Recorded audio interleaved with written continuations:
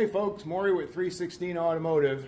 Today, as you can see, the Saab 9.3 is right here, and the power steering pump, let me get a light here, that's it right down there. You can see the serpentine belt going to it, has been whining, and so I've been concerned about it, and so today I'm going to look at the reservoir here and what's going on. One of the things you can see is you can see a bunch of power steering fluid on the bottom of this reservoir on the hoses. So that tells me the hoses don't have a good connection, and so I'll look into that. Pop this reservoir out and redo those connections. But another thing that I was concerned about, you can see the level is kind of low, actually quite low in there, and that could be a reason for the whining. But what I wanted to do also was I get down in there with a Q-tip and I root around, get it nice and good, and pick up a lot of stuff. And as you can see, the Q-tip that's normally white has got some dark junk on it. Let me rub this around some more. You can see the dark in the fluid if I don't wash it out with the light. Let me try and get the light right. There we go. So what I'm going to do is, not only am I going to take off the reservoir and redo those connections, I'm going to look underneath the pump and see about the connections there, and see if those are leaking. And then I'm going to put new fluid in it. I'm going to flush the system and put new fluid in it. And what I've got here is I got some Prestone fully synthetic European power steering fluid. The manual says that this thing should have CHF 11S power steering fluid, which you can see right there. This European stuff is compatible with. So fine.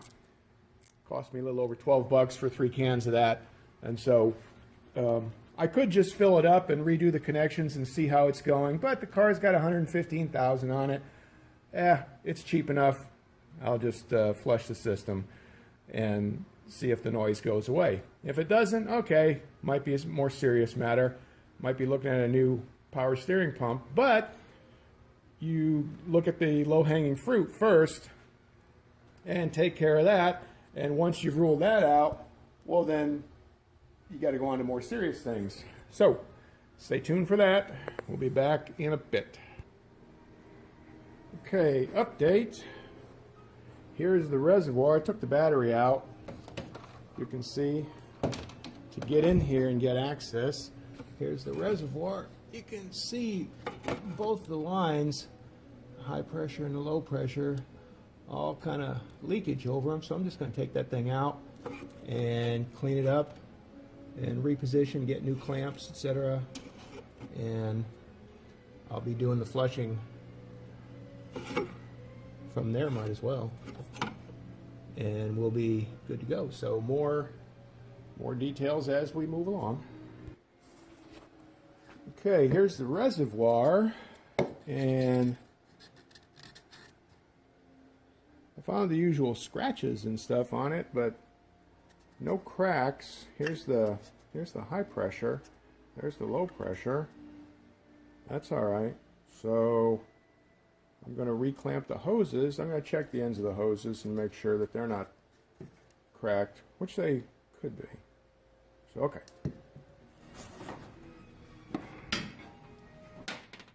Okay. I had my son out here helping me while I held the hoses. I didn't find any cracks in the reservoir, and so I'm looking at the hoses, and I found the high pressure hose right near the clamp had a bunch of cracks in it. If you bent the hose, you could expose all those cracks.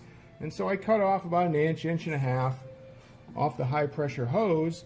I've got enough where I can make up that difference, so that shouldn't be a problem. I didn't find anything on the low pressure hose, only the high pressure. Usually when you got hose problems, they're on the low pressure hose for some reason, but this one was on the high pressure. Okay, well, that's how it goes. All right, I'm in the process of reassembling. Oh, I did. When we're draining the, I drained the high pressure hose into a bucket around here, and I kept filling the low pressure here. I kept filling that with some cheap ATF fluid to flush it through, and I got a bunch of brown nasty gunk coming out of here, and we did that with about a whole can of the cheap fluid, and now that's all worked its way through, and so now we're going to just reassemble it, and I'm going to put the good stuff in there, that Prestone European spec hydraulic hose or power steering hose fluid. So, all right, we'll get back to you with more details. Okay, guys, I've got the reservoir all plumbed back in, and even though I shortened the high pressure hose right there, the smaller one, it's still plumbed in real well, and so that's all put back together, the battery tray, etc. Now I'm coming over here, I'm looking at the, you see that big rubber hose right there with the hose clamp? Well, that's the power steering pump, and I'm looking at that, it's all wet in that area. And I come over here, you see that fitting? That pipe fitting right there? Boy, I can't hardly get good light on it. There it is. You see how it's all wet at the base of it, and then the actual metal pipe is dry? Well, that means that joint is come undone, and so that's the high pressure line for the power steering pump. So I'm going to disconnect that, and I'm going to put new Teflon tape. I'm going to clean it up and put it back together, and that should take care of that end of the system. And see all that wetness around there? That was the wetness that's also leaking. If I can get you right there where the pipe is, the rubber pipe, it's all saturated. I'll take that, the low pressure pipe right there, I'll take that off too, and clean that up, because that pipe is dry as well. But I really suspect this one, because I can see standing liquid. Let me get that. I can see standing liquid power steering fluid right on top of that. So there's the booger that I need to get to. So I'm going to take off. This is the air intake and the plenum goes down there. The turbo's down there. I'm going to take all that off so I can get to this, and I'll get back with you. Okay.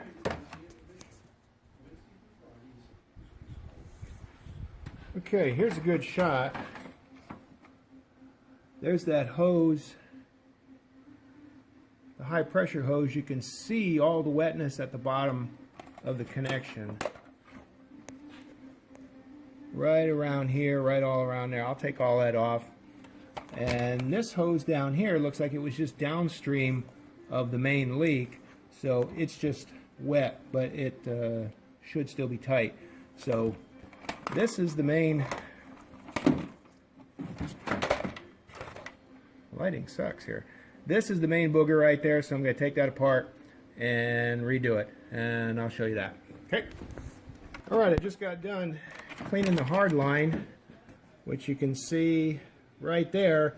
I cleaned it out, washed it out, put some sealant on it, some gasket sealer, and screwed it back down. Did the same thing for the hose, the return hose here. That's high pressure, that's low pressure, and got all those cleaned up. Whenever you're looking at a joint, a plumbing joint, and you see one side is dry and one side is very wet, you know that you have a problem with that joint. You need to go to that immediately. So when I saw that, I said, oh, I got to take care of that. So I did. So, and this one was wet just because of the weeping coming down from the joint here and getting all this wet. So I took care of all that, washed it all down. I'll keep an eye on it. when I run it and see if it still gets wet here. Then I know I've got to do further work. But I thought I did a pretty good sealing job with that. So we'll see. Maybe it'll take Teflon tape. Who knows? But I'm going to try it for now. All right, I'm going to fill it up with that Prestone, and we're going to see how things go. Oh, and one other thing, you see that banjo fitting right down here? You see all the wetness on the radiator?